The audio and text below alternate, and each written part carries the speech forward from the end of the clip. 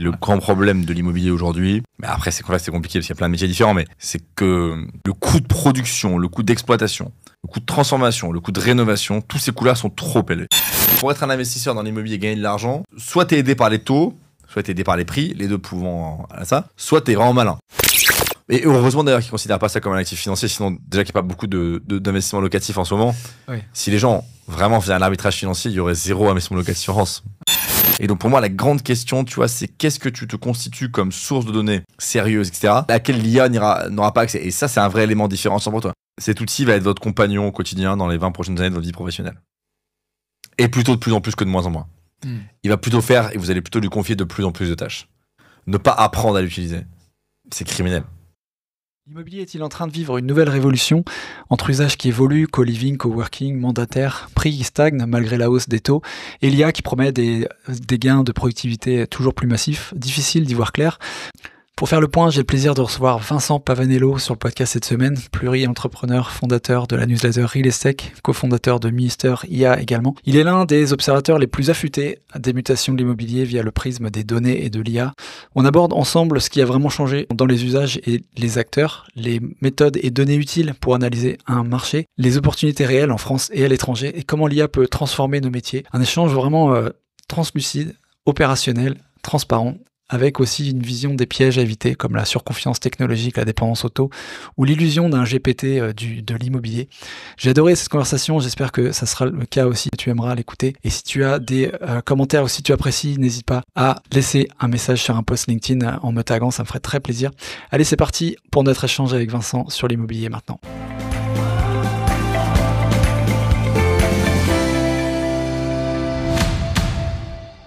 Salut Vincent, bienvenue chez les Investisseurs 4.0. Merci, salut. On va dérouler pas mal sur l'immobilier aujourd'hui, mais tu fais pas mal d'activités toi et j'aimerais bien pour les gens qui ne te connaissent pas, peut-être que tu puisses te présenter pour qu'on puisse. Est-ce que déjà tu appartiens à une case en particulier ou... Yes, non, sûrement pas, mais déjà merci beaucoup pour l'invitation, ravi d'être venu en voisin, même si j'étais en retard. En fait, j'ai mes locaux tout à côté, mais c'est vrai que j'étais retenu, mais ravi d'être là. Écoute, 2 casquettes principalement. Une casquette IMO, ça fait 10 ans que je m'intéresse aux nouvelles tendances de l'immobilier en France et à l'étranger. Donc, par mes lectures, par mes voyages, par mes rencontres, j'essaie de comprendre comment les grands métiers de l'immobilier qu'on fait aujourd'hui, vendre des logements, construire des logements, rénover des logements, assurer des logements, bref, tous les métiers autour de l'immobilier, acheter des logements, investir dans des logements, comment on va les faire vraisemblablement dans 5 ans, dans 10 ans, avec plus de digital, des nouveaux produits, des nouvelles sources de collecte d'épargne, bref, plein de fondamentaux de l'industrie qui vont évoluer. Et donc ça, je suis ça depuis 10 ans. Alors après, d'un point de vue business, j'ai une boîte de consulting qui fait ça. J'ai 2 clubs dans lesquels il y a un certain nombre de dirigeants du secteur immobilier qui me suivent et qui suivent ce qu'on fait. Donc ça, c'est, on va dire, ma vie IMO, qui était 100% de ma vie jusqu'à 2023. Puis maintenant, la moitié de ma vie, c'est aussi de développer une boîte de conseil et de formation en IA, avec des sortes de logique quand même entre les deux. C'est comme je suivais beaucoup les nouvelles tendances de l'immobilier, quand j'ai vu ChatGPT et toute l'IA générative arriver fin 2022, je me suis dit, en voilà une de nouvelles tendances qui va bien impacter la vie de beaucoup de professionnels de l'immobilier. Et donc, on a décidé avec mon frère d'en faire une entreprise à part, qui s'appelle Mister IA, qui est de très loin la plus grosse entreprise de mon groupe, puisqu'il y a 100 collaborateurs à peu près. Le groupe fait une dizaine de millions de chiffres d'affaires, pour donner les grandes masses. Et Mister IA, on fait 2 tiers de notre chiffre d'affaires en formation. Donc, on a une soixantaine de formateurs qui vont dans les entreprises former les collaborateurs, leur apprendre à utiliser ces outils formidables d'IA génératifs qui peuvent faire tellement de choses pour nous aider, à condition de savoir les utiliser. Puis on fait 1 tiers de notre chiffre d'affaires en conseil. Donc on conseille des entreprises de taille moyenne ou grande qui souhaitent se digitaliser. Voilà, on vend aussi des formations aux individus. Donc on a des formations CPF notamment en IA génératif qui sont assez prisées en ce moment. On comprend pourquoi. Voilà un petit peu pour me décrire. Et je m'appelle Vincent, j'ai 32 ans. Je suis parisien, mais j'ai vécu 20 ans à côté de Saint-Étienne dans la Loire. Et donc voilà un petit peu ma fiche d'identité. Je sais pas si ça répond à tes questions. C'est parfait, non, ça m'éclaire déjà pas mal, beaucoup plus. Et sur l'IA, en tout cas, c'est pas du tout lié, enfin, c'est pas que lié à l'immobilier. Hein. Tu dis, c'est juste l'outil en lui-même, voir ce qu'on peut faire pour les professionnels, tout secteur confondu. Je vais y reviendra, mais c'est une révolution de la bureautique du quotidien. C'est comme si tu me disais, est-ce que Microsoft Word, c'est plus utile pour les pros de l'IMO ou pour les médecins? C'est utile pour tout le monde, en fait. C'est un outil de bureautique. L'IA génératif, c'est un peu la même chose. Par contre, comme Mister IA est dans le même groupe que des clubs immobiliers, etc., évidemment, on a une sorte de surreprésentation du secteur immobilier parmi nos clients, mais pas que, hein, on a vraiment des clients hyper larges, On travaille avec des gens de tout secteur. On travaille avec Clarins, on travaille avec des entreprises comme Lizzie, des entreprises très industrielles. On travaille avec des transporteurs aériens. Enfin, vraiment très large clientèle. Et dans tes réflexions au début de ton parcours à 2015 sur le futur de l'immobilier, tu as écrit un bouquin d'ailleurs là-dessus, l'immobilier de demain. Qu'est-ce qui a changé dans ta vision entre ce que tu t'écrivais en 2017 et aujourd'hui? Ouais, c'est une très bonne question. À l'action, on a écrit l'immobilier demain, pas l'immobilier de demain. Une petite nuance pour ceux qui vont le chercher sur Amazon, je crois qu'il existe encore, qu'on a réédité d'ailleurs en 2020. Peut-être si on essaie de faire un peu l'examen critique de sur quoi on avait raison, sur quoi on avait tort, tu vois, c'est peut-être pas inintéressant de faire ce genre d'exercice. Je pense que là, on avait raison, c'est sur, je pense, un certain nombre de mutations de produits immobiliers. Tu vois, c'est-à-dire que le coworking, le co-living, le co-stockage, un tas d'usages un peu alternatifs de l'immobilier, malgré des hauts et des bas, malgré des croissances qui sont pas linéaires, je pense à WeWork ou d'autres, en fait, se sont quand même installés. Et ça veut dire que là où c'était rien du tout en 2016-2017, ça s'est imposé comme une façon de consommer des mètres carrés qui change un peu à l'opposé du 369, à l'opposé de je suis propriétaire, le fait de partager son logement, le fait de partager des bureaux, le fait de partager un co-living, etc. Je pensais à partager son logement, notamment sous l'angle un peu Airbnb. En fait, c'est des usages qui se sont vraiment répandu extrêmement fortement.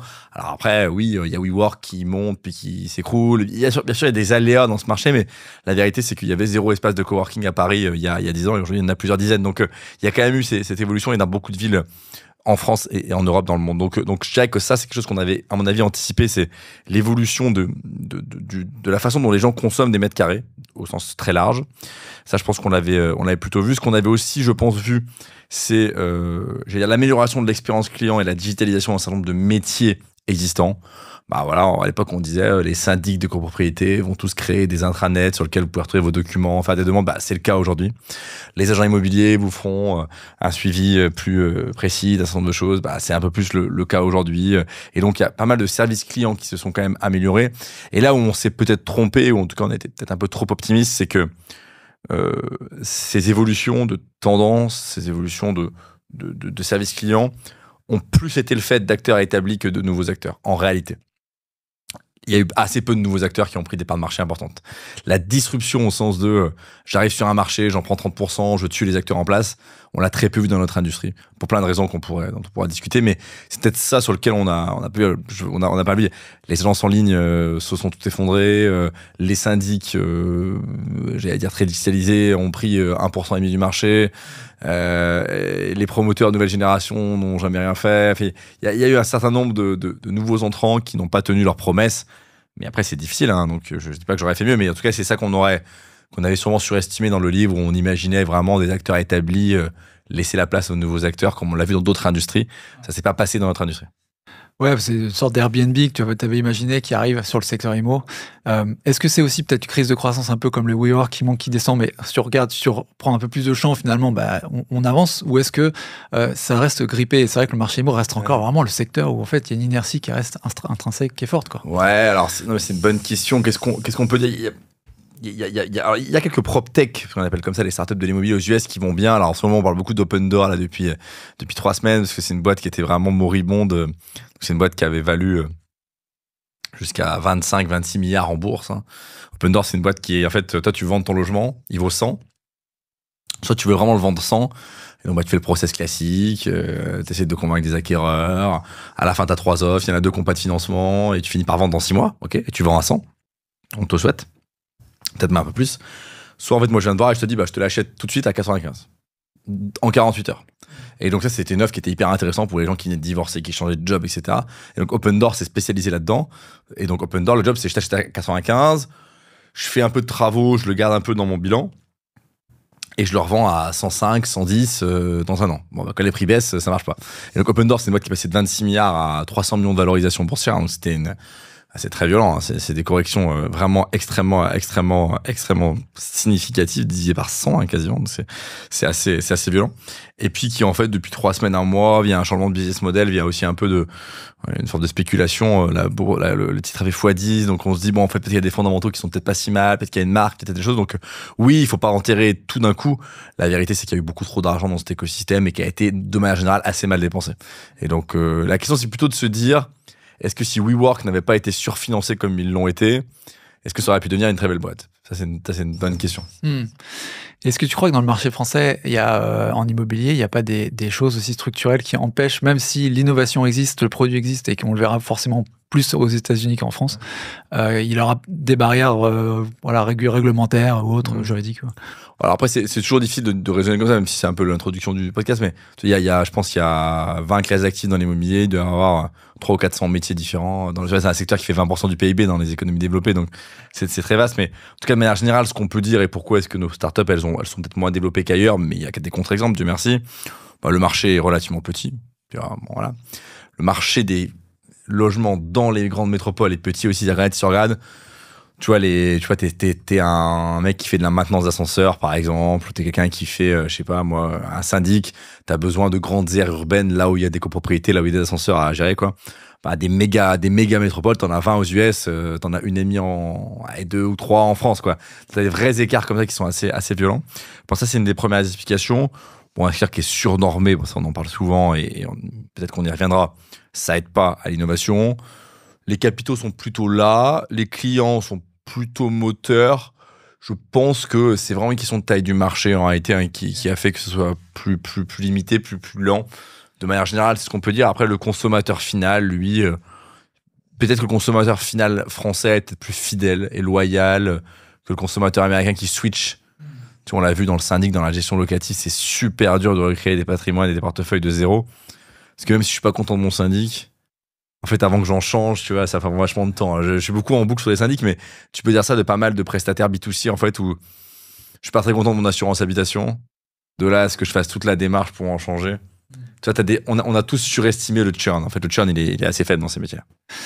Ouais, puis je comprends aussi qu'il faut avoir une solution pérenne et solide derrière une plateforme qui offre quelque chose d'éprouvé, et ça prend aussi du temps, tu vois. Et donc, je peux comprendre, même si quand même, si tu regardes, encore une fois, depuis 10 ans, il y a des trucs qui ont changé. Je pense à notamment les notaires, je les trouve beaucoup plus agiles, notamment sur les ventes, les transactions, ce qui est pas mal. Gestion loc, il y a eu des progrès aussi, des choses comme ça. Lesquels sont les trucs, là où tu vois qu'il y a eu le plus peut-être d'avancement dans l'IMO en France Après, tu peux prendre des super, enfin des micro-segments, mais tu vois, c'est ce qui est passé dans la transaction dans l'ancien. Tu vois, donc il y a à peu près autour de 100 000 agents immobiliers en France, tu vois, qui font des ventes dans l'ancien. Donc l'agent immobilier que tout le monde connaît, hein, qui prend un mandat, qui vend le logement. Tu vois, là, une vague de disruption qui a eu, c'est quand même l'arrivée des réseaux de mandataires immobiliers. Donc des IAD, des Safety, des Capifrance, des propriétés privées, des BSK qui ont dit la digitalisation et le changement de comportement des consommateurs fait qu'on n'est plus forcément obligé d'avoir une agence pour recevoir le client. Alors maintenant, ça paraît évident pour tout le monde, et qui va dans une agence immobilière? Il en reste bien sûr, mais assez peu. Donc on se dit, ok, sauf qu'il y a 10 ans, c'était pas si évident, ou il y a 15 ans, c'était pas si évident que ça. Tu vois, ces acteurs-là, en faisant relativement peu de bruit, jusqu'à leurs opérations de 2021, où là on a beaucoup parlé d'eux, en fait, ont pris à peu près entre 25 et 30% du marché. Sur un marché à plusieurs milliards de commissions chaque année qui s'échangent, c'est quand même un élément de disruption qui est quand même assez considérable. Donc, il s'est passé quelque chose dans le monde de la transaction dans l'ancien où des acteurs qui n'existaient pas il y a 15 ans ont pris 30% du marché. Je dirais même que le plus gros réseau d'agents immobiliers en France en volume de transaction, qui s'appelle IAD, n'existait pas il y a 20 ans. Donc ça, c'est quand même... Donc on peut pas dire qu'il se passe rien. Évidemment, on peut citer Airbnb. Airbnb, c'est quand même une façon de consommer de la nuitée qui n'existait pas il y a 20 ans, qui aujourd'hui est de très loin s'il était un hôtelier, le plus grand hôtelier du monde, quoi, entre guillemets. Donc on peut pas dire qu'il se passe rien. Simplement, voilà, on va citer quelques exemples sur lesquels il se passe des choses. Et je réfléchis sur d'autres segments sur lesquels il y a eu des grosses disruptions. On sera peut-être plus en peine. Alors, il y a des trucs qui sont intéressants. Il y a des logiciels, notamment tout le monde du software, alors plutôt B2B, donc qui parlera moins aux auditeurs. Mais par exemple, le monde du logiciel pour property management a beaucoup changé dans les dernières années. Le monde du logiciel pour syndic a pas mal évolué ces dernières années. Donc, il y a des choses qui se passent. Mais si on raisonne vraiment client final, oui, rien que sur la partie transaction, consommation de nuitée, on a eu des grosses transformations quand même. Et c'est lié notamment par rapport à l'utilisateur et au fait, tu vois, l'IAD, c'est des fois des gens qui sont passionnés de l'immobilier qui se mettent mandataires parce qu'ils veulent faire de l'argent avec, enfin leur métier, leur activité. Mais il y a aussi que les clients sont plus sensibles aux mandataires parce qu'ils sont plus confiants au fait que c'est pas forcément l'agence du coin qui va être la mieux positionnée pour vendre un bien ou pour me proposer un bien à l'achat, parce que moi aussi, j'ai plus accès à l'information, je suis plus éduqué, plus informé aussi. Il y a ce côté-là aussi. Ouais. Et on n'est qu'au début de ça, parce que l'IA fait que, tu vois, tu demandes une estimation de ton bien et de ton marché à GPT-5. En fait, il n'y a pas un agent immobilier dans le monde qui sait faire mieux que ça, en premier jet. Donc on n'est qu'au début. Mais oui, alors, moi, je pense que si on essaye de prendre un peu de recul, d'abord, on est passé de 50 000 à 100 000 agents immobiliers en 10 ans en France. Et donc, même les marques les plus fortes de notre industrie, les Century 21, les La Forêt, les Guy Hockey, ont accepté des débutants, ont accepté des gens moins expérimentés. Donc, de cette manière, l'idée que eux sont très bons et que les mandataires sont vraiment débutants, c'est une idée qui est fausse et le consommateur, il le sait bien. Moi, je pense qu'il y a deux choses, mais très ouvert au débat. Un, je pense qu'il y a une sorte de recul des marques. On est une industrie où les marques sont assez faibles. Tu vois, est-ce qu'il y a encore des gens qui achètent un logement Nexity parce que c'est Nexity qui l'a fait ? Tu vois, comme à l'époque, on achetait un logement Kaufman, parce que c'était Kaufman qui l'avait fait, c'est des choses qu'on m'a raconté. D'ailleurs, quand tu regardes dans les offres immobilières à vendre, parfois, tu as logement Kaufman. Tu vois, mais c'est super rare, en fait. Mais sinon, je dois faire un Pinel. Propose-moi un BNP Real Estate, propose-moi un Bouygues Immo, propose-moi un Altaria, que j'ai dit, un Emeridge. Honnêtement, je dis pas que ça vaut zéro. Je dis pas ça du tout. Il y a des promoteurs plus sérieux. Prestations différentes, mais ça, la vérité, non, mais en fait, c'est juste que c'est des marques qui sont pas super. Enfin, pour moi, la définition d'une marque, c'est la capacité à vendre un service plus cher que celui qui n'a pas de marque. Tu vois, c'est les baskets Nike. Même basket sans le sigle Nike, elle vaut 50 balles de moins. C'est clair, tout le monde a accepté cette règle-là. Elle est tout absurde, mais on vit tous dans ce monde-là. Tu vois, est-ce que dans l'immobilier, tu payes vraiment 30 000 balles de plus pour un truc d'une marque et un grand promoteur ? C'est pas si évident que ça. Bon. Donc, je pense qu'il y a un recul des marques, en tout cas, marques qui sont plus faibles que ce qu'on pense. Et deuxièmement, il y a une forme je sais pas comment on peut dire, mais d'a priori de confiance sur l'entrepreneur, de se dire, comme le mandataire, c'est son business, il peut pas se permettre de rater la vente. Il va répondre au téléphone tard le soir, il va venir le bosser et faire les visites le week-end s'il le faut. Et donc, il va mettre un surplus d'énergie, on va dire, dans la vente de mon logement. Et donc, je pense que de la même manière, on fait confiance à son boulanger, parce que l'intérêt du boulanger, c'est de bien vendre, de faire du bon pain pour en vendre le maximum. Je reprends là la fameuse référence d'Adam Smith dans La richesse des nations. On fait confiance à son mandataire parce qu'on sait que c'est son gagne-pain et donc il va bien le faire. Versus un salarié d'une agence qui peut-être a d'autres incitations, en tout cas qui peut être un peu moins motivé. Je pense que c'est ça que ça traduit, cette révolution qui est moins une révolution digitale qu'une révolution organisationnelle on fait le même métier mais on le fait différemment. Et où est-ce que tu vois les évolutions possibles justement sur ce marché IMO, les choses qu'on n'a pas encore vues, mais les prochaines choses qui vont bouger vraiment, si jamais tu les vois, où tu penses que ça va je pense qu'on parle d'IA, parce que c'est pour moi le grand sujet, tu vois, c'est comment les boîtes utilisent l'IA pour, parce qu'on va y revenir, mais le grand problème de l'immobilier aujourd'hui, mais après c'est compliqué parce qu'il y a plein de métiers différents, mais c'est que le coût de production, le coût d'exploitation, le coût de transformation, le coût de rénovation, tous ces coûts-là sont trop élevés. Ça coûte trop cher de construire, ça coûte trop cher de vendre, les commissions sont trop élevées, et donc tout est trop cher. Bon. Tu vois, c'est ce que je comprends dans le marché actuel où le pouvoir d'achat s'érode, etc. Pas de choses sont trop chères. Et donc, comment tu fais en sorte que quelque chose soit moins cher ? T'en réduis le coût de production. Et donc, comment tu réduis le coût de production d'un bien ou d'un service en gagnant en productivité ?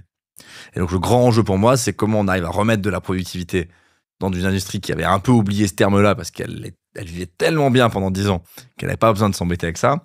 Et donc, comment on remet sur de la productivité dans un monde où l'IA est la vraie vague de productivité qu'on attendait depuis 30 ans et qui, même si elle n'est pas facile forcément à appréhender, nourrit beaucoup de promesses. Donc pour moi, l'avenir de l'immobilier et des grands acteurs de l'immobilier, je pense qu'il y a plein de pros qui peuvent nous regarder, c'est comment vous repensez votre business model en mettant de l'IA un peu partout et de faire en sorte que s'il n'y a qu'une personne, vous gériez 300 lots de gestion locative, demain vous devez faire 500.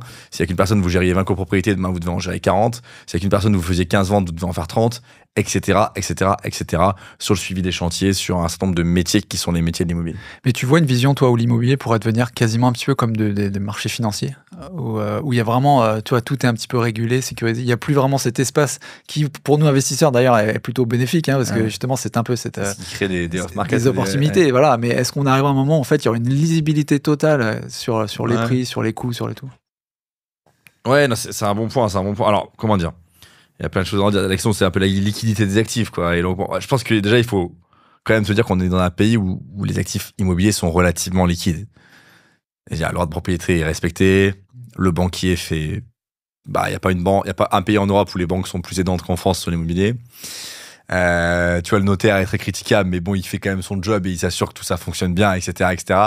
Donc, juste quand on dit ça, je vais pas citer d'autres pays pour pas vexer les gens, mais t'as certains pays moins développés, même en Europe de l'Est, où t'achètes un terrain, puis t'as un mec qui vient voir et qui te dit, mais en fait, ça appartenait à mon grand-père qui s'est fait sortir du pays il y a 60 ans. Quoi. Tu vois, mais aujourd'hui, c'est des vraies histoires. Donc, de manière générale, la France offre un cadre de liquidité d'actifs qui est quand même le meilleur qui existe à mon avis en Europe. Hein. Donc, faut pas commencer à dire, petit 2, est-ce qu'on peut aller plus loin? Bien sûr, on peut aller plus loin. La seule chose, c'est que je sais pas si ça change forcément l'appétit. Tu vois, il y a de l'immobilier liquide, hein, ça s'appelle les foncières cotées en bourse. Je suis pas sûr que ce soit une classe d'actifs sur lesquelles les investisseurs comme toi ou comme les gens qui t'écoutent soient très très actifs non plus. Tu vois, c'est un truc de pros, de spécialistes, etc. Si vous voulez faire de l'immobilier super liquide, allez acheter des titres de Unibail ou de ICAD. En plus, c'est plutôt le bon moment pour acheter, etc. Tu vois, mais je sais pas. Donc oui, on va tokeniser, on va faire plein de choses, on va être sûrement ravis à ça. Après, la donnée, elle est super dure à centraliser, c'est plein de sources différentes, tu vois, plein d'exemples comme ça, mais... Pour toi, par nature, c'est pas forcément quelque chose qui se fera aussi. Ouais, puis t'as plein d'acheteurs qui n'ont pas ce besoin-là. En fait, la réalité, c'est que ouais, t'as peut-être 500 marchands de biens en France qui adoreraient un modèle plus liquide, plus visible, plus de ça. Mais 90% des acheteurs, ils veulent juste un toit et loger leur famille, tu vois, et ils considèrent pas tellement ça comme un actif financier, même si c'en est un. Donc, et heureusement d'ailleurs qu'ils considèrent pas ça comme un actif financier, sinon déjà qu'il n'y a pas beaucoup d'investissements locatifs en ce moment. Si les gens vraiment faisaient un arbitrage financier, il y aurait zéro investissement locatif en France. Ouais, on aura aussi plus de volatilité, plus de drawdown et tout. On n'aura pas cette même... ouais, carrément. Petite parenthèse juste sur les données, l'usage de données, parce que je sais que toi tu utilises beaucoup les données, tu as quelque chose que tu surveilles beaucoup. On a vu quand même des progrès dans, notamment, moi je regarde dans les transactions, Papersimo a quand même donné un bon coup, avec c'est ce qu'il proposait. Et nous on utilisait notamment Patrim du site des impôts pour avoir les transactions. On a toujours un délai super grand. Le site des notaires qui nous fait son état de conjoncture, on a toujours des mois de retard. Quelles sont les données? Où est-ce qu'on va là-dedans? Est-ce qu'on va aller par plus de données intéressantes? Donc c'est vrai que nous, on essaie beaucoup de regarder les données qui seraient passées un peu inaperçues. Et donc dans mes newsletters, parce que j'ai 2 grosses newsletters, je ne l'ai pas dit dans les mots, une qui s'appelle Real Estate, une qui s'appelle Maison des mandataires, une à destination des cadres du secteur immobilier, il y a 50 000 abonnés, et puis une autre plutôt pour les agents immobiliers. Donc on essaie beaucoup de... Moi, ce qui me... Tu vois, j'essaie de faire un peu... D'abord, il y a beaucoup plus de données disponibles que ce qu'on pense. Allez sur le site de l'INSEE. L'INSEE sur des études quasiment chaque semaine sur l'immobilier, sur les résidences secondaires, sur le taux de rotation du parc, qui honnêtement sont des mines d'informations. Alors oui, l'INSEE a souvent 1 ou 2 ans de retard par rapport à l'arrêté, mais en fait on s'en fout pour, tu vois, la proportion de résidences secondaires au sud-ouest, c'était la même il y a 2 ans. Enfin, il n'y a pas eu de grands changements qui font que les analyses deviendraient fausses, ou seraient devenues fausses. Donc je trouve qu'il y a plutôt plus de données que ce qu'on pense. Et donc, il faut se donner la peine d'aller les creuser sur les sites de référence et les think tanks de référence. Bon. 2, sur des données de tendance, il y a souvent beaucoup plus de choses aux États-Unis qu'en France. Parce qu'aux États-Unis, il y a pléthore de producteurs de données, de newsletters un peu comme nous on fait, mais il y en a beaucoup plus aux US là-bas. Même les sites, tu vois, les Bloomberg produisent beaucoup de données sur ces sujets. Donc, j'ai envie de dire, si vous voulez savoir, et si vous avez la conviction, ce qui est quand même souvent le cas, que une tendance va commencer aux États-Unis, puis 3 ans plus tard va arriver en France, en Europe, vous pouvez regarder ce qui se passe sur ces sites-là, le Financial Times, le Wall Street Journal, c'est vraiment des bases de données assez uniques pour comprendre ce qui se passe dans l'immobilier. Donc, il y a aussi de l'information à l'étranger. Et après, je pense que ce qu'il faut qu'on comprenne tous, surtout dans le monde de l'IA, alors c'est un peu bizarre ce que je veux dire, mais c'est qu'en fait, tout ça, alors pour l'instant, il y a la newsletter Real Estate, très bien, mais en fait, demain, vous aurez accès en direct quasiment grâce à l'IA qui ira récupérer ces éléments-là pour vous. En tout cas, c'est ça que je pense. Et donc, pour moi, un des grands enjeux de la donnée, c'est pas tellement comment on en produit plus, parce qu'en fait, l'INSEE va pas se révolutionner demain et ils vont pas changer leur approche. Enfin, tu vois, il y a personne n'a envie de mener ce combat-là, tu vois. Bon. Plutôt, c'est qu'est-ce que demain ne sera pas dans les données publiques, mais que vous aurez. Tu vois, si moi, je sais pas, je prends un exemple simple. T'es un marchand de biens et tu fais toutes les petites villes autour de Nice. C'est ton truc. Bon, okay. En fait, si t'as les mêmes données que tout le monde sur la ville de Nice, l'évolution de la démographie, le nombre de touristes et tout, bon, tu vas pas faire la différence. C'est par contre, et c'est un peu le job pour moi du marchand de biens, tu passes ton temps à aller discuter avec les commerçants du coin, aller bouffer avec le notaire, comprendre auprès du courtier pourquoi les 3 derniers deals ils ont pas marché, essayer de discuter avec le promoteur du coin pour savoir si le neuf il se vend ici ou il se vend plutôt là, etc. En fait, là, tu vas constituer une base de données propriétaire qui a énormément de valeur. Et ça, ChatGPT, en fait, il ira jamais discuter avec le boulanger du coin. Tu vois, a priori, il ira jamais discuter ça. Il aura beaucoup de signaux faibles à droite à gauche, mais il n'aura pas ça. Et donc, pour moi, la grande question, tu vois, c'est qu'est-ce que tu te constitues comme source de données sérieuse, etc., à laquelle l'IA n'aura pas accès. Et ça, c'est un vrai élément différenciant pour toi. Et donc, si tu es les seuls à connaître à la fois les bonnes infos, les bonnes personnes dans un territoire donné, tu vas voir. Mais ce qui, pour moi, va amener aussi à de la micro-spécialisation et de l'ultra-spécialisation de marchand de biens, quoi. Aller faire une opération à 300 km de chez soi, dans une ville qu'on connaît pas, avec un maire qu'on connaît pas et un entrepreneur du bâtiment qu'on connaît pas. Bah, quand les taux font que baisser et que les prix font plus 8% par an, en fait, il faut vraiment être très mauvais pour perdre de l'argent. Bah, maintenant, les prix font plus 2 et les taux, ils vont peut-être augmenter. Donc, c'est plus trop la même musique. Ouais. Non, c'est super intéressant ce que tu dis parce que effectivement, c'est un peu le dernier baston un peu que les marchands, les investisseurs même auront accès. Parce qu'on a tendance aussi à avoir un peu cette boulimie de plus de data. Et en fait, c'est l'action que tu vas faire avant, le côté différenciant, l'opportunité que tu vas avoir qui va faire la différence. Ouais. Puis des analyses, tu vois, je vais te donner un exemple tout simple. On se rend compte que les gens qui ont disparu du marché de l'accession, c'est beaucoup les primo-accédants. Alors, il y a des statistiques un peu contre-attaquées, mais de manière générale, les primo-accédants ont un peu reculé sur le marché. Donc, c'est qui les primo-accédants? C'est des gens qui sont locataires, qui payent un loyer et qui à un moment ils décident de faire un petit effort de surépargne. Donc, je payais 500 € de loyer. Allez, si je payais en fait 700 € de mensualité, je pourrais devenir propriétaire. Après, du même bien, on va dire. Okay, c'est ça le parcours en général des primo-accédants. Bon. Bah, par exemple, avec la donnée existante, on peut faire des analyses hyper fines que nous, on recommande beaucoup à nos gens immobiliers de dire, bah, en fait, si vous voulez savoir à combien vous pouvez vendre ce logement à un primo-accédant, regardez en général quel est le sureffort d'épargne que font les primo-accédants. C'est pas le même dans le 8e arrondissement de Paris qu'en Ardèche. Mais moi, j'avais fait l'exercice sur la Normandie, par exemple, à Caen. Les gens, ils sont prêts à faire 200 à 250 € d'effort d'épargne en plus par mois pour devenir propriétaire. Il y a des exceptions, il y a des plus, il y a des moins, mais c'est à peu près ça. Bon. Une fois que vous avez ça, vous prenez le loyer de moyen de votre... Vous voulez vendre un T3 neuf, par exemple, ou un T3 en accession. Vous prenez le loyer que paierait cette personne en T3, bah, il paierait 600 balles de loyer. Bah, vous savez que son effort maximum d'épargne, c'est 850 pour devenir propriétaire de ce T3. Vous divisez par... Vous mettez des hypothèses de... Il s'endette à 3% et il s'endette sur 22 ans, et ton prix de ton logement, tu l'as. Modulo et en nuançant, mais c'est-à-dire qu'il faut aussi apprendre à jouer avec ces données-là. Et il y a plein de choses intéressantes qui permettent de calculer, par exemple, la propension d'un primo-accédant à payer. Et peut-être que vous allez vendre ça à un secondo-accédant, en quel cas, c'est pas le même raisonnement. Et quoique, tu peux aussi faire la même analyse sur les secondo-accédants. Le grand problème des secondo-accédants, c'est qu'ils lâchent souvent un crédit très peu coûteux. En gros, ils ont acheté en 2019 ou en 2018, ils sont endettés à 1,5, tu vois. Et là, on leur dit, bah, tu vas devoir vendre en 2025, 2026, tu vas perdre ton 1,5 et tu vas t'endetter à 3. Sur effort d'épargne. Très facile à calculer. Bah, là aussi, il y a des gens, parce qu'ils ont eu un 3e enfant, un 4e enfant, ils acceptent l'idée qu'ils vont faire une surépargne par rapport à leur situation d'avant de 200 balles par mois, machin. Si on commence à dire aux gens, bah, en fait, tu lâches ton T3, tu prends le mien, et au trottoir, ça t'aura coûté 500 balles de plus de mensualité par mois, tu vas trouver moins de gens. Et donc, tu vois, il y a déjà plein de données qui existent, on peut faire plein de choses.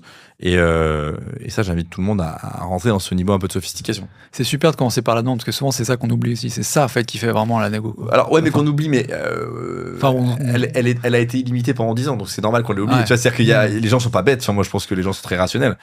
Quand pendant 10 ans, tu as une demande quasi illimitée, de taux qui font que baisser, de durée d'emprunt qui font qu'augmenter, de quotité d'apport qui ne font que diminuer. Pourquoi s'emmerder avec l'histoire de la demande? Ouais. Il y aura de la demande. Et c'était le cas jusqu'à mars 2022. C'est des outils très fins pour trouver justement, tu disais le surépargne des 250, là, tu utilises, enfin, c'est des méthodes très fines, très compliquées, sophistiquées. Faut être sur le marché, non, faut être sur le marché et tu déclares, tu vois, tu te dis, tu vois les gens immobiliers du coin, en général, les primo-accédants, ils louaient combien, ils payaient combien, ok, tu vois un peu le truc. Tu fais ta conviction, tu vois, peu importe. Mais en tout cas, ok. Tu disais tout à l'heure que la tendance des taux, ça a tendance à monter. Or, là, on attend de la Fed plutôt des baisses. Et ça m'emmène un peu sur le terrain, justement, de la macro.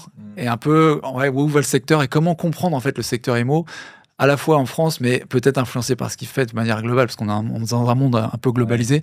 Pour un néo-investisseur, qu'est-ce que tu conseilles de regarder en premier? En fait, c'est quoi les trucs? Alors, la macro, c'est à la fois très complexe et, je pense, accessible à tous. La macroéconomie, c'est l'évolution des grands agrégats. On va dire croissance, chômage, taux d'inflation, taux d'intérêt, à l'échelle du monde, et puis des grandes zones économiques. Ce qu'il faut comprendre dans les 10 dernières années, c'est qu'on a vécu une décennie, un peu moins, 2014-2022, où le monde entier a plutôt fait le choix de faire une politique monétaire extrêmement, on va dire même jusqu'à 2020, 2012, 2014, 2020, une politique monétaire extrêmement expansionniste avec des taux qui n'ont fait que baisser, avec des politiques budgétaires qui, à l'échelle du monde, sur cette période-là, étaient plutôt restrictives. Okay, bon.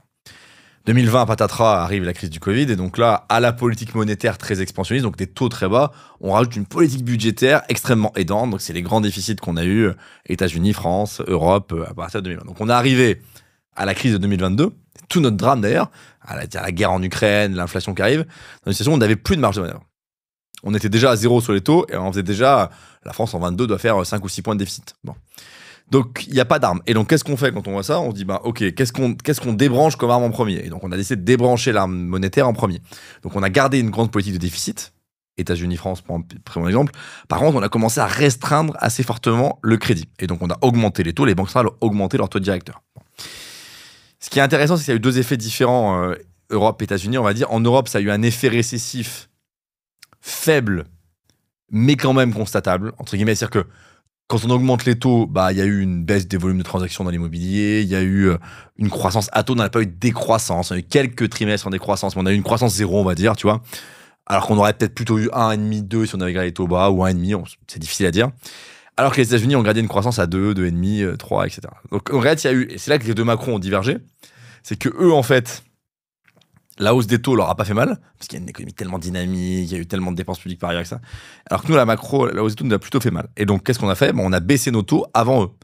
Parce qu'il fallait qu'on sorte de ce marasme-là. Et donc, la BCE a baissé ses taux beaucoup plus vite, de manière beaucoup plus agressive que la Fed. Donc, elle les a augmentés plutôt plus tard et elle les a baissés plutôt plus tôt. C'est ça qu'a fait la BCE. Donc, la BCE, en fait, a eu une période de taux élevés beaucoup plus courte que la Banque centrale américaine. Et donc, elle a baissé ses taux. Donc ça, c'est la situation on va dire aujourd'hui de la situation de la Banque européenne, et puis je dirai un mot sur le futur. La Fed a fait très différent, puisque la Fed, en fait, s'est dit, mais j'ai des taux qui sont élevés, mais j'ai du chômage qui continue à baisser, j'ai de la consommation qui est OK, j'ai de l'inflation qui se maîtrise, pourquoi est-ce que je m'embêterais à baisser forcément les taux tout de suite? Bon. Ils ont quand même fini par le faire un peu, et là, les chiffres de la macro américaine sont en train de se retourner en ce moment, parce que les chiffres de l'emploi sont pas très bons, et donc ils vont baisser un peu les taux. Donc aujourd'hui, ce qui est à peu près sûr, c'est que la Fed va baisser légèrement ses taux, et que la BCE va stabiliser ou baisser très légèrement les siens. C'est ça à peu près le consensus de ce qu'ont fait les banques centrales. La question, c'est dans quelle mesure ce que font les banques centrales se retrouve dans l'économie. Dans un monde normal, quand la banque centrale baisse ses taux, l'ensemble des taux la suivent. Ok? Parce qu'en fait, la banque centrale, elle donne le là, et donc normalement, elle a un gros impact sur le taux sans risque, et comme tous les taux à risque sont liés au taux sans risque, c'est lié. C'est un peu ce qu'on a constaté il y a 1 an et demi, quand on a commencé à baisser les taux de la BCE. On a vu les taux des crédits baisser, on a vu les taux des crédits aux entreprises baisser. On a une sorte de logique. Okay, bon. Le grand problème, ce qui est le problème de la France, des États-Unis aussi, d'une certaine manière, avec leur déficit, mais sur la France, c'est que dans le même moment où la BCE va baisser légèrement ses taux ou maintenir ses taux à des niveaux assez bas, on a un gros problème de déficit public qui va faire augmenter le taux auquel l'État français s'endette. Et donc, je ne sais pas comment tu peux résumer ça de manière générale. C'est comme si dans une famille, tu avais 2 membres d'un ménage. Il y en a un qui vient de signer un super job à vie, fonctionnaire, et le banquier adore ça, et l'autre qui est au chômage et qui joue au casino tous les soirs. Et la question, c'est lequel des deux va réussir à convaincre le banquier. Le banquier, il aime bien quand les deux, ils jouent au casino tous les soirs, il leur prête pas. Ou il aime bien quand les deux, ils ont un job bien sérieux, tu vois, machin et tout. Et là, on arrive et on dit... des signaux complètement... Des signaux totalement, en tout cas contradictoires. Et puis avec ce qui s'est passé hier, on enregistre le lendemain de l'annonce de Bayrou de la volonté de faire un vote de confiance, donc vraisemblablement de partir le 9 septembre. Le 8 ou le 8 septembre. Donc, bon, ça va pas à faciliter les choses. Donc, en gros, on va avoir un État qui s'en est de plus en plus cher, une banque centrale qui est plutôt en soutien, donc peut-être qui baisse un peu les taux, et puis l'immobilier au milieu. Et donc, historiquement, l'immobilier, elle suit un peu les deux. En tout cas, les courbes des taux des crédits immobiliers suivent à la fois un peu le taux des crédits, le taux de la BCE et le taux de l'OAT, comme on dit, donc de l'État français. C'est pour ça que moi, je pense que le bon pronostic aujourd'hui, c'est plutôt une stabilité des taux. Peut-être une légère hausse si vraiment le budget 2026 passe pas. Et en tout cas, une baisse des taux assez peu probable aujourd'hui. Ça serait... quel impact de ces taux d'intérêt directeurs et après ceux de l'économie réelle sur les prix de l'immobilier, les transactions immobilières. Est-ce que c'est 90% des choses dont on est en train de parler ou est-ce que c'est juste une petite... Ouais. Alors, il y a deux choses. Il y a toujours les valeurs et les volumes. Donc, je vais commencer par les volumes. Donc, sur les volumes, l'effet, il est immédiat. Quand on a triplé les taux d'intérêt aux États-Unis, en France, la Chine, c'est un peu différent parce qu'il n'y a pas de marché de l'ancien, mais en Allemagne, on l'a vu aussi au UK. Si je prends les grands marchés immobiliers, partout on a triplé les taux, partout on a perdu un tiers de transaction. C'est vraiment quasiment chirurgical. Aux États-Unis, on est passé de 6 millions à 4 millions, en France de 1,2 million à 800 000. Donc tu perds quand même un tiers de transaction. Donc c'est très chiant pour les agents immobiliers, c'est très chiant pour l'équité du marché, etc. Donc tu as un effet volume. Alors là, on va pas les tripler les taux, on les augmentera un peu, mais tu auras un effet volume qui est que les gens ont plus assez de pouvoir d'achat. Et donc, là où c'est plus subtil et plus compliqué, mais aussi passionnant, c'est que l'effet valeur, il y a une sorte d'effet un peu asymétrique. Je vais l'exprimer de manière simple, mais quand tu baisses les taux d'intérêt, tu fais augmenter les prix. Mais quand tu augmentes les taux d'intérêt, tu ne fais pas forcément baisser les prix. Parce qu'il y a des effets cliquets, il y a des effets où en fait, il y a tellement de gens qui ne sont pas obligés de vendre dans ce secteur, il y a tellement de gens qui peuvent garder des logements vacants, il y a tellement de gens. C'est pas du tout un marché financier structuré comme tu le disais au départ. Donc, en fait, j'ai pas un bon prix aujourd'hui, je revendrai dans 3 ans, quoi. Je m'en fous, je le mets en location. Enfin, il y a tellement d'arbitrage que tu peux faire. Donc, on peut pas louer des actions encore, donc c'est plus compliqué. Mais là, t'as le gros arbitrage de la location pour les gens qui sont propriétaires d'immobilier. Donc, moi, ce que je pense, c'est que les taux vont faire flat, taux des crédits immobiliers, je parle. Ou peut-être un plus 0,5, donc 0,5%. Je pense que ça aura un effet volume assez rapidement. On peut reperdre peut-être 10% de transactions. C'est plutôt celle qu'on avait gagnée depuis le début de l'année, donc on serait à peu près à ISO 25-24, faut regarder. À voir peut-être, ou en tout cas 25 serait juste un tout petit peu meilleur que 24 en volume.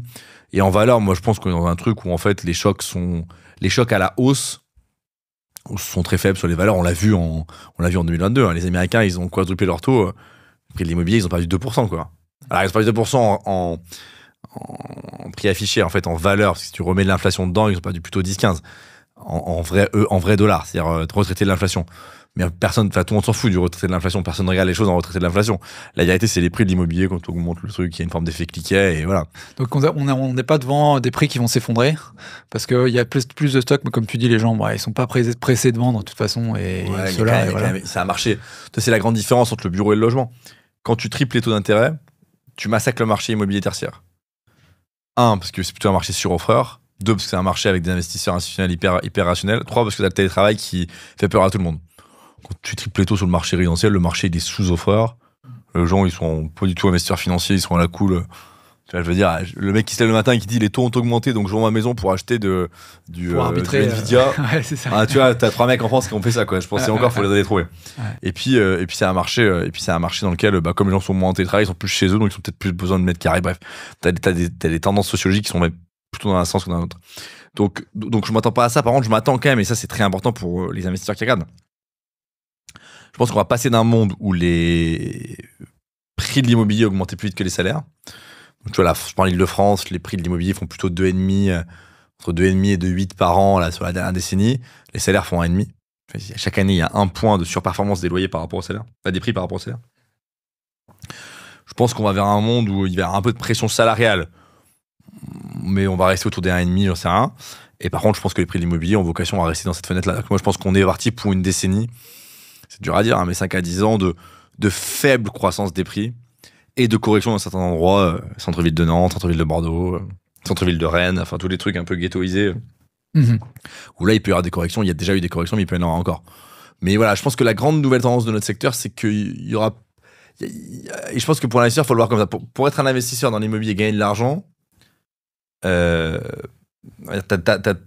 soit tu es aidé par les taux, soit tu es aidé par les prix, les deux pouvant à ça, soit tu es vraiment malin. Et en fait, moi, je pense qu'on sera plus aidé par les taux.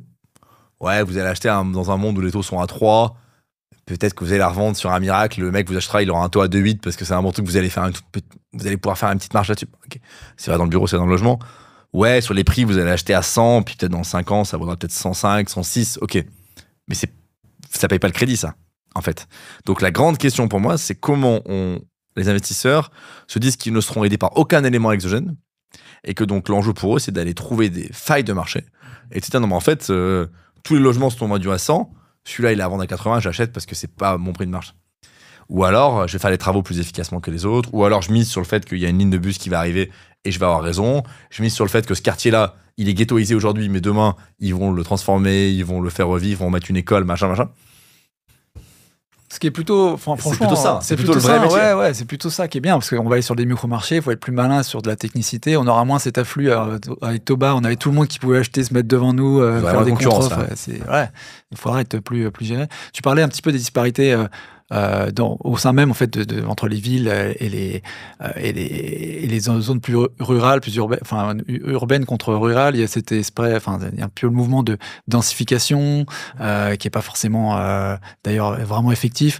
Mais est-ce que tu crois toi à ce que et là je retiens un peu parce que j'ai des analyses un peu, je crois qu'il y avait des économistes qui avaient fait un article là-dessus sur le fait qu'il pariait lui de manière globale, alors là c'est pas forcément en France, mais sur le fait que les prix allaient augmenter, les prix de l'immobilier a augmenté, notamment le fait que en fait il y avait la densification allait être là en fait. Et puis il y avait aussi les infrastructures qui fait que la limite des infrastructures et du télétravail était importante. Et puis le troisième je crois facteur c'était la démographie, le taux d'immigration en fait qui croisait. Ouais.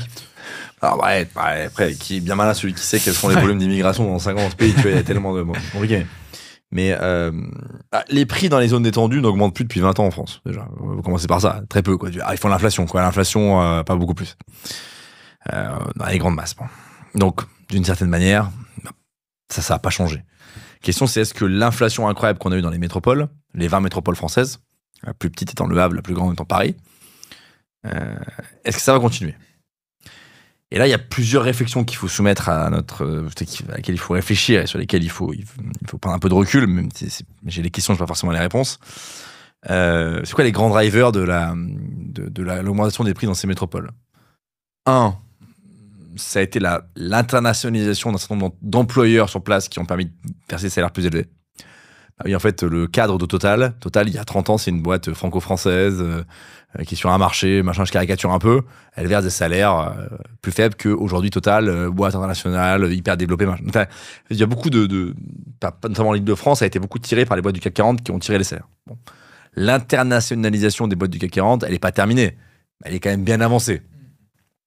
Ah, tu vois, Renault, ils sont présents aux États-Unis, en Chine, au Japon. Bon, tu peux m'expliquer que demain, ils vont vendre des logements, des voitures en Afrique, mais en fait, il n'y a pas de marché. Donc, en fait, la vérité, c'est que la plupart des boîtes du CAC 40 ont quand même réussi et fait leur international. Tu n'as plus trop d'effet là-dessus. Tu as un deuxième fait qui est la tertiarisation. En fait, à partir du moment où tu as besoin de plus d'emplois tertiaires, on sait qu'il y a un intérêt à mettre tous les emplois tertiaires au même endroit et donc ça converge vers les grandes villes. La tertiarisation du pays, elle est finie et de l'Europe, elle est terminée. Voire même l'intelligence artificielle va détertiariser. Tu vas détertiariser, ouais. Ouais, ça peut être comme ça. Peut-être. Détertiariser, ouais, c'est ça. L'économie, c'est-à-dire qu'en fait, on va avoir besoin de moins de juniors, d'assistants, d'analystes, de scribes au sens très large, voilà. Et donc ces gens-là, d'un point de vue macro, en fait, il faut qu'ils aillent faire plutôt du service à la personne, là où on manque de bras. Ce serait un peu le grand choix macro qu'on devrait faire. Bon. Plus facile à dire qu'à faire, bien sûr, mais je dis juste de manière macro. Et donc, ça veut dire plutôt moins de gens dans les bureaux. Et donc, tu vois, service à la personne, tu peux le faire partout en France, notamment dans les régions où il y a des vieux, c'est-à-dire pas les grandes métropoles, où il y a plutôt des jeunes. Donc, tu vois, t'enlèverais des gens. Donc, t'as quand même des tendances comme ça qui font que. Et puis, je rajouterais quand même une forme de re-ghettoisation d'un certain nombre de centres-villes, quand même, qu'il faut pas nier. Enfin, je veux dire, parler à des gens qui habitent dans le centre-ville de Nantes, tu vois, c'est sans a priori particulier. Moi, je m'en tape, je vis pas à Nantes, tu vois, c'est pas mon problème. La vérité, c'est que c'est une ville dans laquelle il y avait un quartier qui était chaud. Oui, c'est la moitié de la ville où il faut pas y aller quand t'es une fille de 17 ans ou 18 ans et que t'es en jupe, quoi. Donc, tu vois, ça, quand même, ça va avoir des impacts assez massifs sur la valeur de l'immobilier dans ces endroits-là. Et d'ailleurs, on voit bien qu'il y a beaucoup tous les gens qui ont un peu de pouvoir d'achat, que ce soit à Lyon, à Rennes, à Nantes, à Lille, ils quittent plutôt le centre-ville pour aller en périphérie. Donc, on a des mutations comme ça. Donc, moi, c'est tout ça qui me rend, on va dire, prudent quant aux augmentations de prix, mais pas non plus alarmiste au sens où il y a tellement peu d'offres que je vois mal les marchés s'effondrer. Voilà. Faudra voir quand les étudiants seront passés. C'est-à-dire que le nombre d'étudiants dans l'enseignement supérieur en France va augmenter jusqu'à 2030.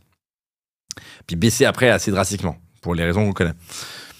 Jusqu'à 2030, 2032, 2033, je pense qu'il n'y a pas trop de sujets de demande dans ces territoires-là. S'ils continuent à se dégrader et que les étudiants sont de moins en moins nombreux, parce que les étudiants, ils vont dans les grandes villes, parce que c'est là qu'il y a les universités et les écoles, eux-mêmes commencent à refluer, là on aura des sujets potentiellement de demande et donc de prix à partir on va dire du milieu des années 2030. Et après Paris, ça, ton analyse exclut Paris, qui est un peu un phénomène animal en particulier tiré par l'international, etc. 1000 transactions par an sur le million, c'est tout pied. Tu parles pas mal dans ta newsletter justement d'autres marchés que celui français. Tu disais tout à l'heure, ça peut être une bonne façon de voir les tendances qui viennent particulièrement des États-Unis pour voir un peu comment ça se passe en France. Est-ce qu'il y a d'autres bénéfices, est-ce qu'il y a d'autres leçons qu'on peut apprendre d'étudier des marchés un petit peu il y a plein de choses. Alors déjà, les autres marchés, si on essaie de les regarder, on peut dire que l'Europe, à cause de la BCE d'une certaine manière, mais c'est quand même un des points, merci beaucoup. C'est l'endroit du monde où l'immobilier sans risque, je sais pas, un immeuble de bureau loué sur 15 ans, part à la Caisse des dépôts, genre j'achète les murs, bon, ça s'est rendu sans risque, quoi. Un logement locatif dans le centre-ville de Lyon ou de Paris, c'est rendu sans risque. C'est l'endroit du monde où le sans risque rapporte le moins, avec le Japon. Parce qu'on a des taux très bas. Donc comme les taux directeurs sont bas, le taux du sans risque est très bas. Aujourd'hui, il y a beaucoup d'investisseurs japonais qui, par exemple, parce que les Japonais ont le même problème que nous, disent, mais en fait, pourquoi je vais acheter un immeuble de bureau loué à Mitsubishi qui va me rapporter 2,8 par an, alors que je peux acheter le même immeuble de bureau loué à General Motors à New York qui va me rapporter 4,5. Parce qu'en fait, les taux sont plus élevés, donc le taux sans risque est plus élevé. Donc ça, c'est le premier élément quand même de comparaison des géographies, c'est que nous, on a fait le choix d'avoir la zone géographique dans laquelle le capital était le moins bien rémunéré. Ok, bon, capital immobilier. C'est quand même un point. Donc, ça explique beaucoup de grands flux quand même du moment. Hein. Tu vois, t'es le fonds souverain norvégien. Tu vois, va chercher de la croissance en Inde et puis de la perf et du rendement aux US et du risque en Chine. J'en sais rien. Qu'est-ce que tu vas chercher en Europe, tu vois, en termes d'exposition à l'immobilier? C'est pas si évident. La sécurité, la stabilité, il y a plein d'arguments, mais t'as quand même ça. Deuxièmement, pour moi, qui est un énorme sujet d'analyse intéressante de comparaison des marchés, c'est on se rend compte à l'échelle du monde qu'un gros flux de liquidités va aller financer de la transformation d'actifs. Pour le dire clairement, on a trop de bureaux et on manque de tout le reste. On manque de data centers, on manque de logements, on manque de résidences et seniors et étudiantes, on manque à plein d'endroits d'hôtels, donc on a plutôt une déficit et on a beaucoup de suroffre de bureaux. Bon. Donc le grand sujet de la décennie, c'est de transformer ces immeubles de bureaux en autre chose, en les démolissant, en les réhabitant. Et donc il y a beaucoup d'investisseurs qui disent, moi je vais acheter des immeubles de bureaux, où je vais financer des opérations, dans l'optique de transformer cet actif pour le revendre. Et là rentre un truc qui pour moi est un truc assez intéressant à analyser, c'est de dire, la demande elle est partout. Le problème du sur-bureau il est partout, le problème de la demande il est partout. Donc les investisseurs vont aller là où les transformations sont les plus rapides, les moins coûteuses, et les plus accompagnées par des incitations fiscales. Et donc c'est pour ça que sur la transformation bureau-logement, on fait rien en France, ça se passe en Espagne et aux États-Unis en ce moment. Parce qu'en fait, l'investisseur, il dit, moi, je suis le fonds qatari, tu vois. J'aime bien votre thèse de transformer des bureaux en data center. En France, ça prend 6 ans. Et je suis à la merci du maire qui dit non au dernier moment. La même opération aux États-Unis, elle me prend 1 an et demi ou 2 ans. Et donc, mon equity, mon argent, il tourne beaucoup plus vite et donc je fais des rendements bien meilleurs. Donc, ça, pour moi, c'est un des grands sujets de comparaison des marchés. Et en plus, aux États-Unis, ils subventionnent à mort la conversion bureau en autre chose. Donc, tu as des exemptions fiscales pendant 30 ans, tu as des trucs vraiment intéressants. Donc, je pense que ce soit pour du sans risque ou des opérations de réhabilitation, de transformation, on va vers un monde où les choses vont bouger. Donc, tu as donné 2 points noirs en fait pour la France là, de ce côté-là. Il n'y a pas des choses jaunes sur lesquelles on est. Non, mais la France est en train de devenir le pire pays pour faire l'immobilier. Tu vois, il n'y a pas de croissance économique, il n'y a pas de croissance démographique. La réglementation est horrible, ça rapporte rien. Tu vois, c'est d'ailleurs la plupart des investisseurs français font maintenant de l'Espagne, de l'Italie, de l'Allemagne, du UK. C'est quoi les marchés chauds justement pour les investisseurs français aujourd'hui? Ibérique, donc Espagne, Portugal, c'est les marchés où il y a le plus de.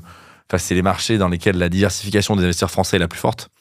T'as la Pologne qui est pas mal. La Pologne, c'est 3% de croissance cette année, c'est la plus grosse croissance de la zone euro, suivie de près par l'Espagne d'ailleurs. Donc t'as quand même pas de la zone euro, pardon, ils ont pas l'euro, de l'Union européenne.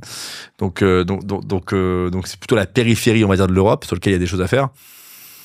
Et aujourd'hui, c'est assez facile de prendre un avion, d'aller à Madrid, de rencontrer le broker du coin et de faire une opération. Donc, modulo ce que je disais en amont sur le fait de bien connaître son marché, la vérité du moment, c'est que la France, il n'y a pas de volatilité, il n'y a pas de liquidité des actifs. On a des points bas de transaction bureau et donc on a un marché immobilier qui est en train de se dégrader dans sa capacité à offrir des opportunités d'investissement de manière assez dramatique. Et comme à l'étranger, il y a un peu plus de lisibilité aussi sur le fait que tu n'as pas besoin de connaître forcément ton micro-marché pour faire des bons coups. Ouais. Si les tendances de fond, elles sont suffisamment fortes, en fait. Elles te portent, bien sûr. À Londres, je crois qu'il y a un truc en ce moment, un peu un sujet là-dessus aussi. On voit qu'il y a des CPI qui veulent se baser là-dessus. C'est un signe aussi, j'imagine, quand elles veulent... Ouais, beaucoup en Irlande aussi. Hein. Irlande a attiré énormément de SCPI ces derniers temps pour des rendements assez élevés. Ouais, et la question étant, tu vois, si on prend le résidentiel, qui est pour moi le bon truc, tu vois, t'as des investisseurs comme Tikeo ou d'autres qui font du logement à Madrid et à Milan. Bon. Tu t'es dit quand même, c'est fou, quoi. C'est une boîte française, ils t'habitent depuis longtemps, hyper institutionnelle, des logements à vendre en France, il y en a, etc. Mais en fait, la France a fait le choix, par le plafonnement des loyers, par la sous-offre, par plein de choses, d'avoir des prix qui font ça et des loyers qui ont fait ça pendant 10 ans. C'est assez logique qu'à la fin, les gens se disent, si ça ne rapporte plus rien, je pars. Et c'est exactement ce qui se passe. Alors, c'est en train de se corriger. Là, les loyers réaugmentent plus vite que les prix depuis quelques années en France. Donc, on est en train de corriger ça, mais ça prend énormément de temps. Il y a beaucoup d'inertie. Mais le marché, il est compliqué. Et puis, à la fin des fins, on est dans un business, alors c'est très macro ce que je veux dire, mais on a besoin que de plus en plus de gens occupent des mètres carrés. C'est ça la base de la création de valeur de l'immobilier à long terme. Il y a moins de gens, il y a plus de tertiarisation, les gens ne veulent plus travailler, c'est un peu compliqué, quoi. C'est là que c'est très lié vraiment à l'économie. C'est aussi que c'est très important de suivre ça de près finalement, parce que c'est ça qui va vraiment tirer le tout. Dubaï, il y a un gros... Tu penses quoi en ce moment Ouais, Dubaï, c'est l'anti-France au sens immobilier du terme. Alors, ils sont pas les contraintes qu'on a, et c'est beaucoup plus facile de gérer l'urbanisme de Dubaï que de la France, en sens où il n'y a pas de démocratie, il n'y a pas de contre-pouvoir. L'extension, c'est le désert, donc tu fais ce que tu veux. C'est évidemment pas les mêmes contraintes. Pour autant, Dubaï, c'est une ville qui veut croître. Et nous, on est en France avec des villes qui veulent décroître. De manière très assumée. J'ai eu des débats assez homériques avec un adjoint de la mairie à l'Urba de la mairie de Bordeaux qui dit mon ambition, c'est d'œuvrer à la désattractivité de ma métropole. Bravo. Parce qu'il y a trop de monde, parce que j'ai pas envie de construire de logements, parce qu'il y a trop d'attentes pour le logement social, parce qu'il y a trop d'embouteillages, parce qu'il y a trop de pollution. Donc la réponse qui est pas débile à ce problème-là, c'est de dire mon job, c'est d'œuvrer à la désattractivité de mon territoire.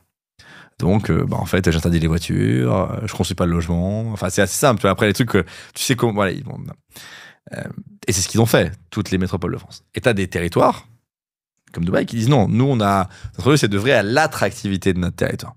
Et donc, ils attirent les gens riches, les gens intelligents, les gens ambitieux, les gens polyglottes, machin. Des deux côtés, parce qu'on voit beaucoup, nous, les Européens qui vont à Dubaï, mais je ne sais pas que Dubaï est à équidistance de l'Europe et de l'Asie. Donc, il y a aussi beaucoup d'Asiatiques qui viennent à Dubaï. Et donc, c'est une ville qui veut croître et qui s'en donne les moyens. Donc, ils construisent... il y a 250 000 logements en construction à Dubaï en ce moment. J'ai pas le chiffre sur en France combien de logements en construction, mais vu les mises en chantier, l'ordre de grandeur, c'est le même. C'est une ville de 8 millions d'habitants. Hein. 8 à 10 millions d'habitants si tu comptes un peu si tu comptes de manière large. 10 millions d'habitants, 70 millions d'habitants, et on est en train de construire le même nombre de logements. Ouais, les proportions, la vélocité des trucs, c'est juste une autre mesure. Donc c'est super intéressant pour les investisseurs.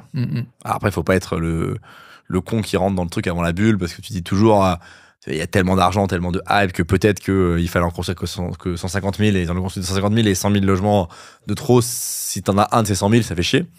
Ouais, c'est ça. Mais après, c'est une vision long terme, je pense qu'il faut avoir. C'est vrai que ça sent un peu la surchauffe là, mais après, parce qu'on est à plus, de 16-17% sur les villas.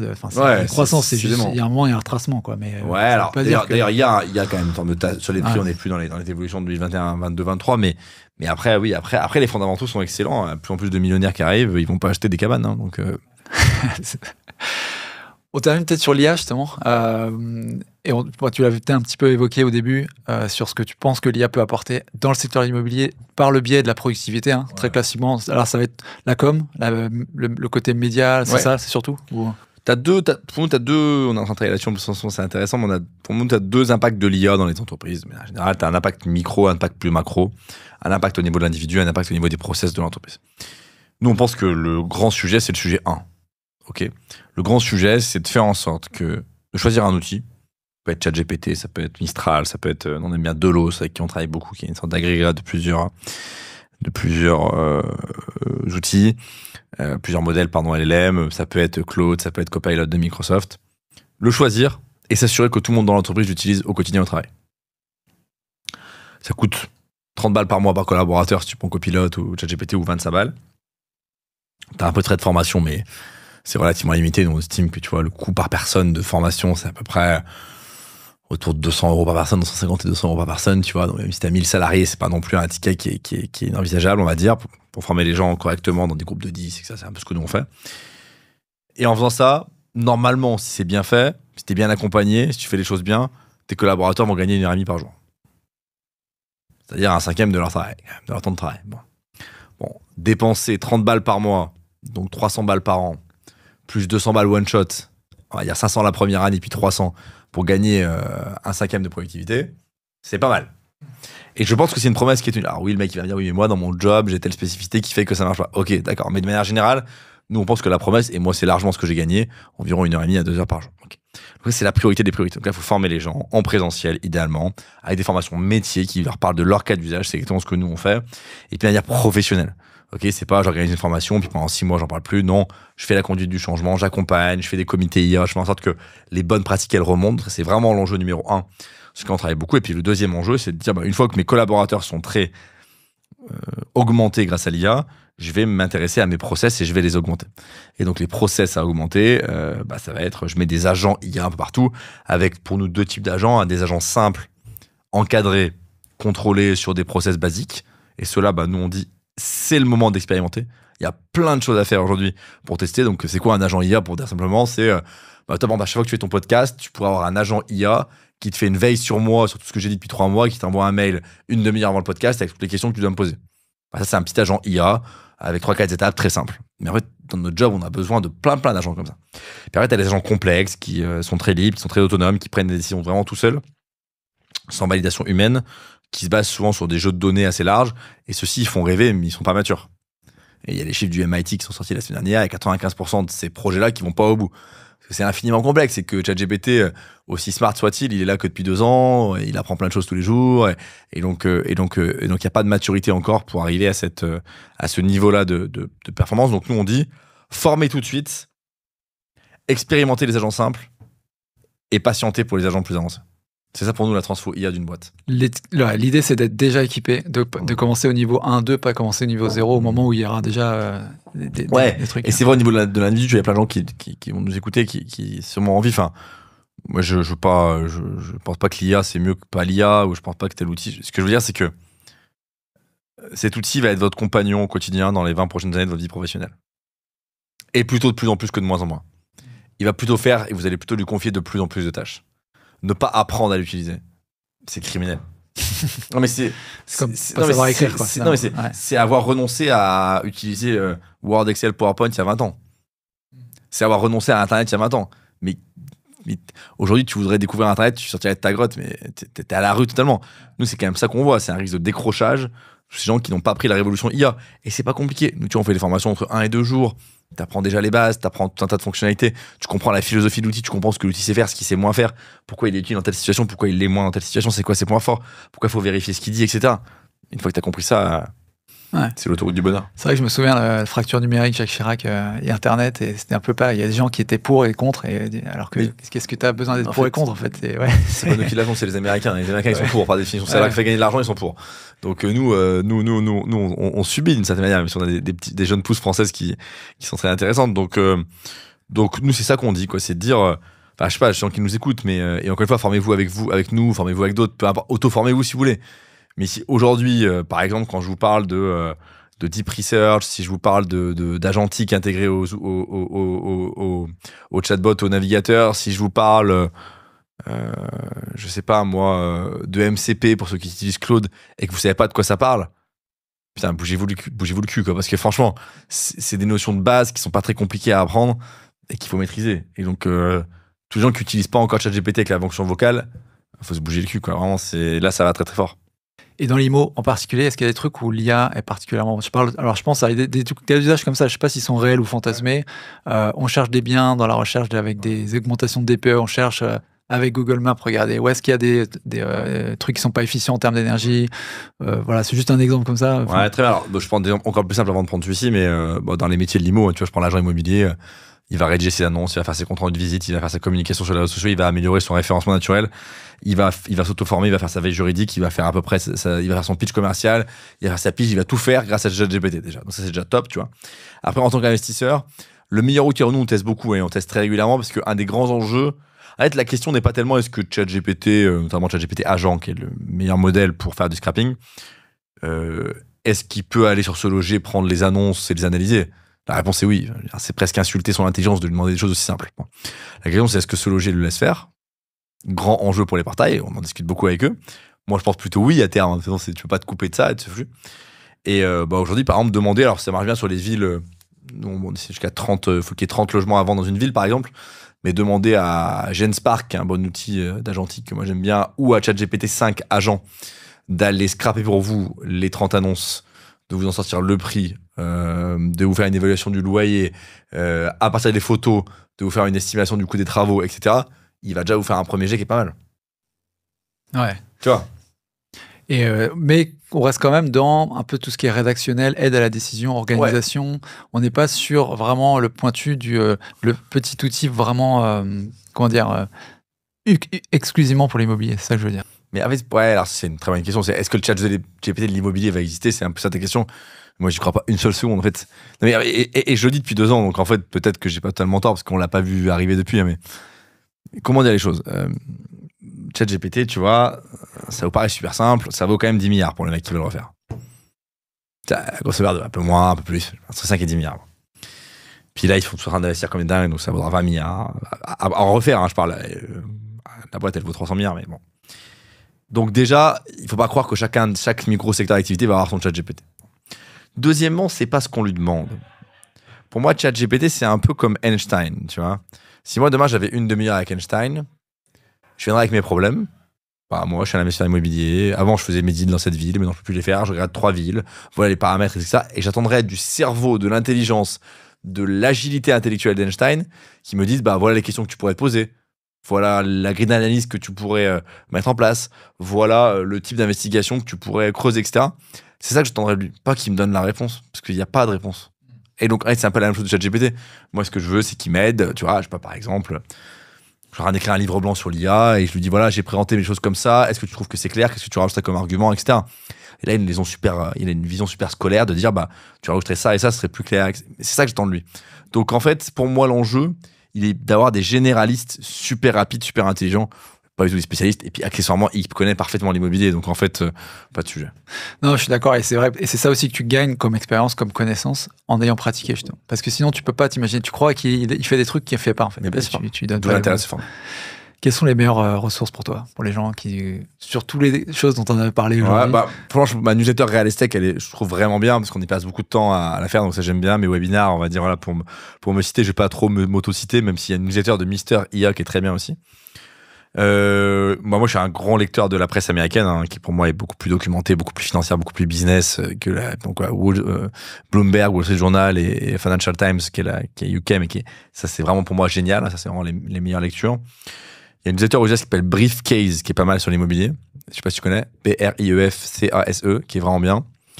Après, bah, tous les rapports des grands cabinets de conseil sur l'immobilier sont toujours assez intéressants en général. McKinsey, Bain font souvent des choses assez brillantes. Voilà, quelques sources d'informations. Et après, sur l'IA, c'est très différent. Alors, même si on lit évidemment la presse étrangère, hein, c'est un monde dans lequel, tu vois, Microsoft ne donne pas la même définition aux agents IA que OpenAI, que Claude, que Bloomberg. C'est un enfer, quoi. C'est le règne des buzzwords.